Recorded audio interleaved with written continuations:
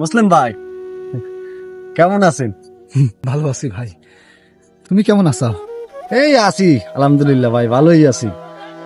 আপনি বুড়ো মানুষ, এত কষ্ট করেন, ছেলেটারে তো অনেক পয়সা খরচ করে বিদেশে পাঠালেন জমি জমা বিক্রি করে, তা খোঁজ খবর নেই এটাই? হ্যাঁ, সব আমার খোঁজ খবর নেয়, নিয়মিত নিয়মিত ফোনও করে ফোন করে? করে সে তো পারে আপনাকে দুজনের নিয়ে বিদেশে জাতি একটা কিছু করতে। শুনলাম সে নাকি ফ্ল্যাট কিনেছে, গাড়ি কিনেছে, সবকিছু মিলে ব্যবসা বাণিজ্য দিয়ে ভালোই আছে। আপনাদেরকে এই বিদেশে এই গ্রামের মধ্যে ধুকে ধুকে না মরে বিদেশে আমেরিকায় যে থাকলে আরো ভালো হয় না?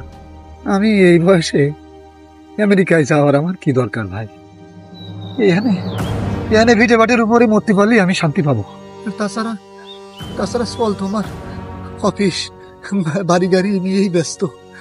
ও আর আমাকে সময় দেওয়ার মতো সময় কোথায় পাবে? কোথায় পাবে? না যাই বলেন, আমেরিকা তো, তাই না? না, ভিটেডায় মনে আর খুঁটো মারা হইল না। মুসলিম ভাই তাহলে থাকেন, যেহেতু ছেলে আপনার খোঁজ খবর নিচ্ছে, ভালোই আছেন, তাহলে ভালো থেকেন। ভালো থাকলে তো আমাকেও ভালো লাগে, বুঝলেননি? আসি ভাই, সুস্থ থাকুন। আচ্ছা খলিল ভাই, ভালো থাকেন। হে আল্লাহ, হে আল্লাহ, তাইলে কি আমি কি মস্ত বড় ভুল করে ফেললাম?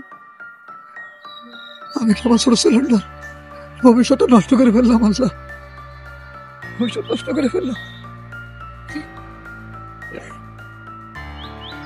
হে আল্লাহ, হে আল্লাহ, তুমি অন্তঃসারী আল্লাহ।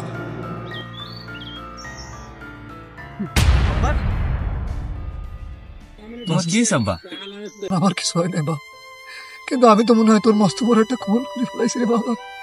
কি ভুল করছো তুমি আব্বা? আমার সহায় সম্পত্তি সব পেয়েছে, আমি তোর বড় বাইরে বিদেশে পাঠাইছি।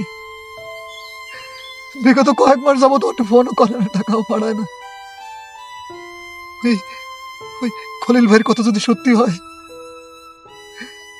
তাহলে আমি আমার নিজের বোনটা রেখে দিয়ে বুঝতে পারবো। ও তুমি এলাকার মানুষের কথা শুনো না।